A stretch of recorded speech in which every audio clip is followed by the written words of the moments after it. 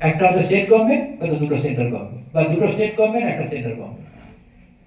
দুটো তো হয়ই, এরকম অনেক ছেলে আছে। আমাকে জিজ্ঞাসা করে কোনটা নেবো কোনটা ছাড়বো। এই কিছু বলছিল না যে চাকরি আছে, চাকরি তো নাই চাকরি বাজারে, আর আমাদের কাছে ছেলেরা চাকরি পাচ্ছে না। কিন্তু আমাদের ছেলেরা এক একটা ছেলে দুটো তিনটে করে চাকরি পায়। স্টেট গভর্নমেন্ট, সেন্ট্রাল গভর্নমেন্ট, বিভিন্ন ধরনের চাকরি আছে। অফিসার র্যাঙ্ক থেকে শুরু করে, ক্লারিক্যাল থেকে শুরু করে সব রেলের চাকরি আছে, সব। তা সেই জন্য আসল এই কথাটা, চাকরিটা তো হলো, চাকরিটা হলো। এই যেমন মমিত বাবু বললো যে চাকরি সেভাবে পড়াশোনা করতে হবে, করলে ঠিকভাবে হবে। ঠিক ডাইরেকশন, কোর্সটা নেওয়া কোথায় নেবে, কোথায় ইনস্টিটিউট কোথায় নেবে, কোন লোকেশন হবে, লাইফটা সহজ। হায়ার এডুকেশনে যখন পরে বেরিয়ে যাবে তখন বুঝতে হবে জীবনটা কি। এখন যেহেতু গার্জেন আছে, বাবা মা সবসময় আছে, সবাই বলে তুমি কার উপর নির্ভর করে আছে, কারণ সবসময় বাবা মা যা বলবে সেটা শুনছো, কিন্তু একসময় তো তোমাকে দাঁড়াতে হবে। স্কুলের এইচএস এর পরেই আস্তে আস্তে বাবা মা সরে আসবে, কারণ তুমি হায়ার এডুকেশন ঢুকে যাচ্ছ। তা সেখানে তোমার সবকিছুটা একটা প্ল্যানিং, গুড প্ল্যানিং দরকার। গুড প্ল্যানিং যদি না থাকে তাহলে কিন্তু এইরকম কি হবে যে অনেক কিছু আছে তুমি তুমি পাচ্ছ, অনেকে পাচ্ছে তুমি পাচ্ছ, অথচ না পাওয়ার কথা নয়। এই এলাকা থেকে এত ভালো ছেলে উঠছে, অনেকে পাচ্ছে না কেন? সবগুলো আর গুলো মেরিট আছে। তা আমি 33 বছর ছেলে পড়ে বলছি আমার কাছে মেরিটের কোনো ডেফিনেশন নেই। মেরিট বিশাল একটা বাইক থেকে, গ্রহ থেকে কিছু একটা শক্তি ঢুকে যাবে, এগুলো সব উদ্ভট গল্প কাহিনী, ফেলে দিতে হবে। ঠিক প্রসেস অনুযায়ী পড়াশোনা করতে হবে, ঠিকভাবে জীবনটা লিড করতে হবে। দেখবে তুমি মেরিট তুমি জেনারেট করছো, ইউ জেনারেট মেরিট, তুমি জেনারেট করছো মেরিট। নয় যে তুমি কারো মেরিট দেখে একেবারে হাঁ করে থাকবে, বিস্তারিত নেতৃত্ব, তোমার মেরিট দেখে অন্যরা হাঁ করে। এইটাই হচ্ছে ছাত্র হিসাবে তোমাকে করতে হবে। তার জন্য খুব গুড প্ল্যানিং দরকার। এই এইচএসের পর থেকে যে যাত্রা হবে সেটা গুড প্ল্যানিং। যদি প্ল্যানিং ঠিক থাকে, যে যে প্রান্ত থেকে এভরি ওয়ান, ছেলে কি মেয়ে কি, প্রত্যেকে এস্টাবলিশড হবে, তাতে কোনো সন্দেহ নেই। কিন্তু আমি তারপরে কিছু কথা বলার চেষ্টা করছি যে এই প্ল্যানিং নিতে গেলেও কিছু টিপবিটস দরকার। টিপবিটস, সেটা সঙ্গে রেখে প্ল্যানিংটা নিতে হবে। প্র্যাকটিক্যাল প্ল্যানিং দরকার, কিভাবে যাব, কোন কোর্স করব, কোথায় করব, এটি আর ভেরি গুড প্ল্যানিং। কিন্তু তার সঙ্গেও কিছু টিপবিটস রেডি রাখতে হবে, যেগুলো থাকলে তুমি আগামী দিনে যে পজিশনই থাকো না কেন, তুমি তোমার লাইফটাকে ম্যানেজ করতে পারবে। ইংরেজিতে বলে ম্যানেজমেন্ট, তুমি লাইফটাকে সুন্দরভাবে চালাতে পারবে, বাংলাতে হলে সুন্দরভাবে চালাতে পারবে। তা সেই টিপবিট মানে যেসব, যদি অমিতবাবু যা বলছেন, তুহিন স্যার যা বলছে, ঠিকঠাক যদি চলো, যে কেউ একটা কিছু করবে, করতে পারে, তাতে ভুল নেই। কিন্তু ওই যে একটা ক্র্যাক হলো, তারপরে কি হোক, ক্র্যাক তো হয়ে গেল একটা কিছু, কোন কিছু, তারপরে কি, তারপরে তো লাইফের আরো অনেক পথ। তা লাইফটা যত দিন যাবে দেখবি যে সামনের পথ, পিছনটা নাই, সামনের পথ পথ। তুই যে পেছনে তাকাও, ইউ আর ফুলিশ। সামনের বিশাল পথ পড়ে, ওই পথটা কে চলে হাঁটবে? তোমাকেই হাঁটবে। তা সেই যে পথের জার্নি, তার জন্য কিছু তোমাদের একটা প্রস্তুতি দরকার, জীবনের প্রস্তুতি। সেটা এই প্রত্যেকের বয়স তো 18 বছর হয়েছে না হয়নি? হয়েছে 17, 16, 16 থেকে 17 মধ্যে আছো তো সবাই? আচ্ছা, এখানে 10-এর কেউ আছো? হাত তোলো। তা মাধ্যমিক পরীক্ষা দিয়ে এসছো, তাই তো?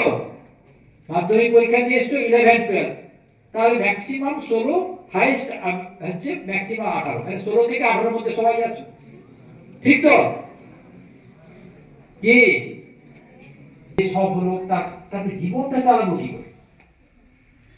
জীবনটা তো চাকরি নয়, চাকরি পেয়ে গেলেই তো জীবন হয়ে গেল তা না। একটা জীবন মানে শুধু চাকরি পাওয়া, তুমি যেখানে স্কুলে পড়ছো, পরে কিছু করবে, শুধু একটা চাকরি পাওয়া যায় তা তো না। জীবনে সবাই বলে, টিচার বলে, বাড়িতে বসে আসলে মানুষ হতে হয়। তাই মানুষটা কি হবো, কি হবো মানুষটা?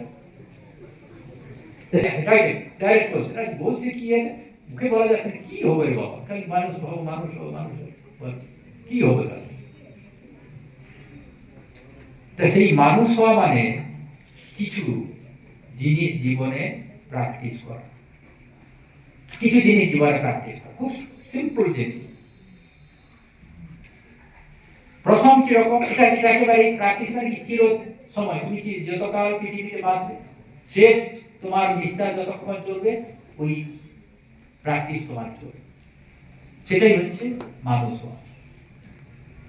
তো প্রথম যে জিনিসটা তোমাকে মাথায় নিতে হবে, যে একটা এই ভারতবর্ষে সবাই জন্মে, ভারতবর্ষের অধিবাসী, এই দেশের জন্ম থেকে এতক্ষণ অবধি এই আলো, বাতাস, মাটি সব তোমার শরীরের মধ্যে, মনের মধ্যে, এর বাইরের মধ্যে। তুমি যখন ভাববে যে আমি আমারই দেশ এই ভারতবর্ষ, এই দেশ কি মানে মহান, এই দেশের আমি সন্তান, এইরকম একটা ভারত প্রতি ভালোবাসা, দেশের প্রতি ভালোবাসা, দেশের সম্পদের প্রতি ভালোবাসা, দেশের ঐতিহ্যের প্রতি ভালোবাসা, এটা কিন্তু সঙ্গে সঙ্গে নিঃশ্বাস প্রশ্বাসের সঙ্গে তৈরি হয়ে যায়। এবং এই ভালোবাসাটা থাকবে তোমার শেষ অবধি। তুমি কি কাজ করছো সেটা ইম্পর্টেন্ট নয়, সবসময় মনে হবে যে আমি আমার কাজের দ্বারা এই দেশের ঐতিহ্য, এই দেশের সম্পদ, এই দেশের সংস্কৃতি একটু কি বাড়াতে পারছি, আর না যদি বাড়াতে পারি, আগে যেমন রেখে দিয়েছি সেটা আমি রেস্টোর করতে পারছি, সেটাকে ধরে রাখতে পারছি। তাই এটাকে বলা হচ্ছে ভারতবর্ষের প্রতি ভালোবাসা। এটা তোমার একটা জীবনে বলে মোটিভেশন, মোটিভেশন মানে চালিকা শক্তি নয় যে এরকম চলে যাচ্ছে চলে যাচ্ছে, এটা কোনো জীবন নয়। চলে যাচ্ছে চলে যাচ্ছে মানে মানুষের জীবন নয়, পশু পাখির জীবন চলে, সবে কখন খাচ্ছে, কখন ঘুমাচ্ছে, কখন দিন চলেছে, কখন রাস্তায় পড়ে মারা যাচ্ছে বা জঙ্গলে পড়ে মারা যাচ্ছে। মানুষ কি সেইভাবে যাবে? মানুষ সেইভাবে নয়। তা মানুষের জীবনের অন্যদের চাইতে পার্থক্য হচ্ছে সে চলে কিছু একটা মোটিভেশন নিয়ে, সে একটা প্রেরণা নিয়ে চলে। তাই এই বয়সটা প্রেরণা পাওয়ার বয়স। এই বয়সে যদি কিছু প্রেরণা না নেওয়া থাকে, আগামী দিন কিন্তু এইরকমই পশু পাখির মতন হবে। তুমি যদি বুদ্ধিমান হও, অ্যানালাইজ করে যায়, সত্যি তো আমার জীবনে কোনো প্রেরণা নেই, কেন হাঁটছি, কেন যাচ্ছি, কি করছি, তা আমি সাইন্টিফিক্যালি কি করে বলবো যে human being is the superior animal in the world? শুধু দুপা দিয়ে হয় না, দুপা অনেক প্রাণী আছে। তো মানুষকে বিজ্ঞানের দিক থেকে যদি স্বতন্ত্র হতে হয়, তাকে মোটিভেশন দিতে। এই মোটিভেশনের প্রথম কথা হচ্ছে এই দেশাত্মবোধ, দেশের প্রতি ভালোবাসা। আচ্ছা, এই কিছুক্ষণ আগে সব বললো না যে পড়াশোনা করে তো এই যেমন প্রফেসর, ডাক্তার, ইঞ্জিনিয়ার এইসব, কিন্তু আজকের দিনে তোমাদের এখানে এইসব জায়গায় জানা নেই, ম্যাক্সিমাম ডাক্তার, ইঞ্জিনিয়ার, লয়ার আর একটা স্কুল টিচার। কিন্তু আজকের দিনে মডার্ন ইকোনমিতে মানে যে বাস্তব বর্তমান যে অর্থনৈতিক, তাতে 20,000-এর বেশি চাকরির অপশন আছে, 20,000-এর বেশি, এগুলো ছাড়া। তাই আমি যেটা বলছি যে আজকের এই অবস্থা, এটা অতীতেও ছিল। অতীতে আমি একটা ঘটনা তোমাদের কাছে তুলে ধরার চেষ্টা করছি, এই ভারতবর্ষের পশ্চিমবঙ্গের ঘটনা। এখানে তোমরা যারা ছেলে মেয়ে আছো, জীবনে তোমরা কি খুব সাধারণ কেউ হতে চাও? কে শুধু সাধারণ হতে চাও? হাত তুলে দেখি ছেলে মেয়ের মধ্যে। সবাই হাসছে আর হাত নামিয়ে দেয়। সবাই তো অসাধারণ হতে চায়, কিছু একটা অসাধারণ কিছু করতে চায়।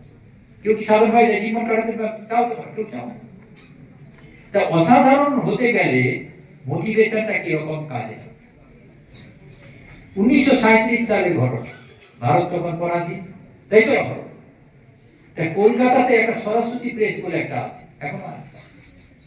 এখন অনেক ভারী ঘর হয়ে গেছে, অনেক কিছু হয়ে গেছে, ফাঁকা তখন রাস্তা ছিল। প্রেসিডেন্সি কলেজ পাই, সব কলেজ থেকে সব ভালো ভালো ছেলেপেলেরা ওখানে সরস্বতী প্রেসে এসে আড্ডা দিত।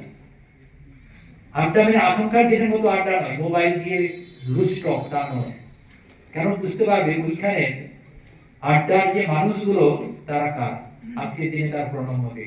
অতএব আড্ডা কারা কি দিত বুঝতেই পারে। এবং আড্ডার যে লিডার ছিল, আর যিনি আড্ডার বেশি লিড করত ইয়াংদের মধ্যে, তিনি আর কেউ নয়, তিনি হচ্ছে আমাদের নেতাজি। অতএব বুঝতে পারছো, নেতাজি যেখানে ওই যুবকদের লিডার, সেখানে আলতু ফালতু ছেলে বসে গপ্প মারবে, এটা হতেই পারে।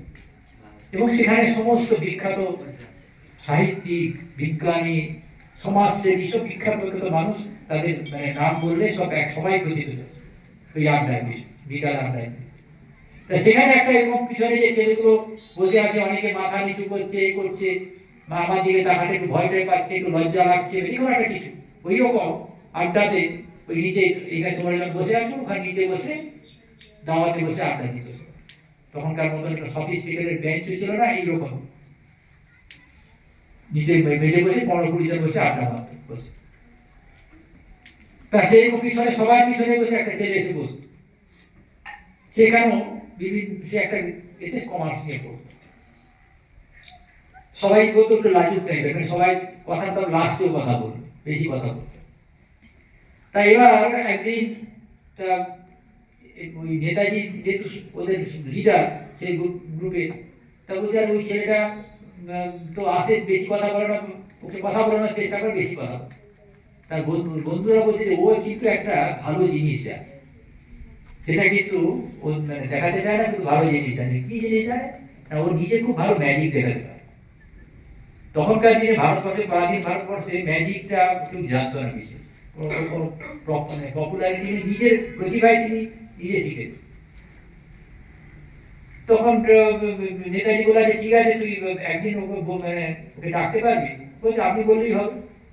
তা একদিন তাকে বলেছে তুই দেখা, কারণ ওই যে ছেলেটির ওর বাবা হচ্ছে নেতাজির সম্পর্কে দাদা হয়, মানে সম্পর্কে দাদা হিসাবে ডাকে, খুবই কাছাকাছি পায়, কলকাতায় কাছাকাছি। তখন বুঝতে পারছি ওরই ছেলে মানে খুব পরিচিত। তা একবার তাকে বলছে তুই সামনে বস, তোকে একটা সে সামনে বসেছে। তো ভাই বলছে তুই তোকে আজকে আড্ডাতে তোকে একটা বলবো, তুই ম্যাজিক নাকি জানিস, দেখ। বলছে ও আমি পারবো না, এটা সবাই সব জায়গায় দেখানো যাবে।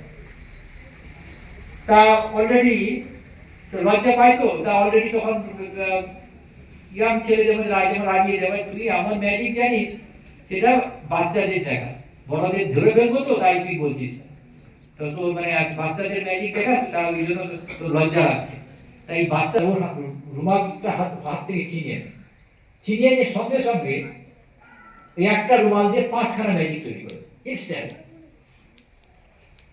নেতাজি বলছে দেখ তোর ওইটা আমি খোঁজার চেষ্টা করছি। তারপরে ওই হচ্ছে নেতাজি খুব ভক্ত হয়ে যায়। নেতাজি বলে তোকে অনেক বড় কাজ আছে, তোকে বিদেশে যেতে হবে ম্যাজিক দেখাতে। তখন বলে কোথায় না, দুটো জায়গা, ইংল্যান্ড আর জাপান। ইংল্যান্ডে যাওয়া যাবে না, কারণ ইংল্যান্ডের ওইখানের লোকেরাই দেশকে শাসন করছে, পরাধীন দেশের লোকদের পাতেই যেতে, তাহলে জাপানে যেতে হবে। কিন্তু যে সাধারণ বাড়ির ছেলে যাবে কি করে, যাতায়াতের ভাড়া, থাকা, কেউ নেই ওখানে, কে টাকা নিয়ে দেবে? ও তো জানি না, আমাদের তোকে যেতেই হবে ওখানে। তা নেতাজি যেহেতু বলেছে, আরো অনেক কথা বলেছে, যে নেতাজি হঠাৎ করে যে 44 সালে ওখান থেকে জার্মানি থেকে জাপানি চলে গেল, ম্যাজিকের মতো নয়, এগুলো অল্প কথা বলে যায়, ভেতরে প্ল্যান অনেক দিন থেকে প্ল্যান। তা সেই যে জাপানে যাবে অনেক দিন থেকে তার প্ল্যান। তা সেইখানে বললো যে তোকে জাপানে যেতে হবে, কারণ ওখানে রাসবিহারী বসু আছে, ওকে ম্যাজিক ওখানে দেখিয়ে টাকা ইনকাম করে ওকে দিতে হবে, কারণ ওখানে আমাদের এই ভারতের এই স্বাধীনতার জন্য একটা প্রচেষ্টা চলছে। গেছে, এক রাত গেছে, তারপর যখন ঝড় থামে লোকেরাও যখন বাইরে আসে দেখে যে ছেলেটা বেহুশ হয়ে গেছে জলে ভিজে, আর এরকম সমুদ্রের ঝাপটা লেগে। তখন বলি আর তুমি ভেতরে যাওনি কেন? বলছি এই বাক্সটা আছে না এই জন্য। তখন কুলি মজুররা ভাবলো নিশ্চয়ই এখানে কিছু সোনা দানা হিরে ফিরে আছে, তাই সেটা ছেড়ে যাচ্ছে। তাই দুদিন পরে যখন জাহাজটা ওই বন্দরে লাগে, ও তো জ্বরে বেহুশ হয়ে গেছিল, ওই বাক্সটা হাবি, কারণ বুঝতে পারি যে বাক্সটার ভিতরে কিছু আছে, সবাই ওটা ছেড়ে।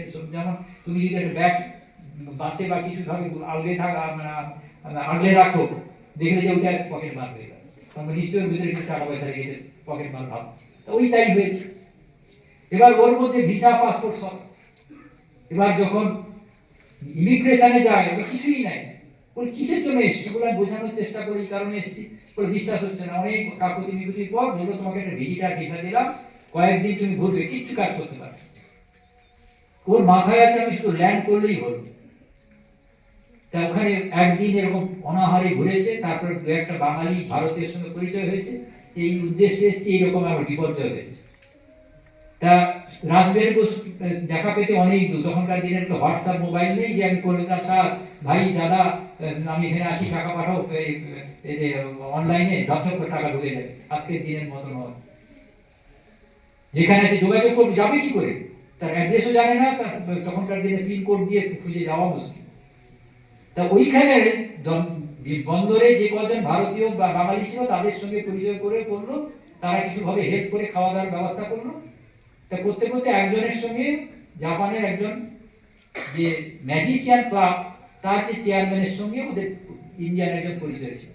তাকে পরিচয় করে একটা ভাই এসছে, ও এরকম বিপর্যয়ে পড়েছে, বলছে কি কারণ? ও ম্যাজিক দেখানোর জন্য এসছে। বলছে ম্যাজিক দেখাবে? বলে হ্যাঁ। বলে আজকে সন্ধ্যাবেলা এই ম্যাজিশিয়ান ক্লাবে একটা অনুষ্ঠান হবে, সেখানে 10-15 মিনিট ওকে একটা স্লট করে দেবো, সেখানে যদি কিছু করতে পারে। তা সেই শুনে তিনি ভাবছে ম্যাজিকে 10-15 মিনিট কিছু না, গৌরচন্দ্রিকা করতেই 8 ঘন্টা চলে যায়। ম্যাজিক 1.5 ঘন্টা ছাড়া, 1-1.5 ঘন্টা ছাড়া কোনো। প্রথমেই ঘোষণা করবে যে ভারতবর্ষ থেকে কোনো আসছে, সে একটু ম্যাজিক ট্যাজিক জানে, তা একটু দেখাবে। খালি হাতে উঠেছে, সবাই দেখছে খালি হাতে ম্যাজিশিয়ান কি দেখাবে। তখন বলবে যে আমি তো এরকম এসেছি, আমার এরকম মিসহ্যাপ হয়ে গেছে, আমার কিছু যন্ত্রপাতি নেই, কিন্তু আমি যদি আমাকে 15 মিনিট সময় দেওয়া হয়েছে, তা আমি সবার কাছে একটু অনুরোধ করবো, আপনারা যারা সামনে বসে আছেন কয়েকটা জিনিস একটু দিন, আপনাদের একটু ফাঁকা মানি ব্যাগটা দিন, চশমা দিন, আমাদের ঘড়ি দিন, পেন দিন, ডায়েরি সামনে যেগুলো আছে দিন, আবার ফেরত দিয়ে দেবো। আমাদের কিছু দিতে হবে না, দেখাবো। তো ম্যাজিশিয়ান বুঝলো হ্যাঁ ঠিকই বলছে, সবাই দিয়ে দিই। তা সেই ম্যাজিক যখন তিনি শুরু করলো, 15 মিনিট কেন 45 মিনিট হয়ে গেছে, সবাই চালিয়ে যাও। বলছে এইরকম ম্যাজিক দেখিনি, কারণ এত ইনোভেশন, যে মানে নতুন যন্ত্রপাতি দিয়ে এমন ম্যাজিক দেখাতে শুরু করছে, ওরাও তার চোখে। তারপর বলে যে তোমার চিন্তা নেই, তোমার আমি এখানে ভিসার ব্যবস্থা করে দেবো, তোমাদের বড় বড় জায়গায় শোর ব্যবস্থা করবো, তুমি এখানে থাকার ব্যবস্থা করে দেবো, তুমি শুরু করো। এই হলো যাত্রা শুরু। তার নাম পিসি সরকার।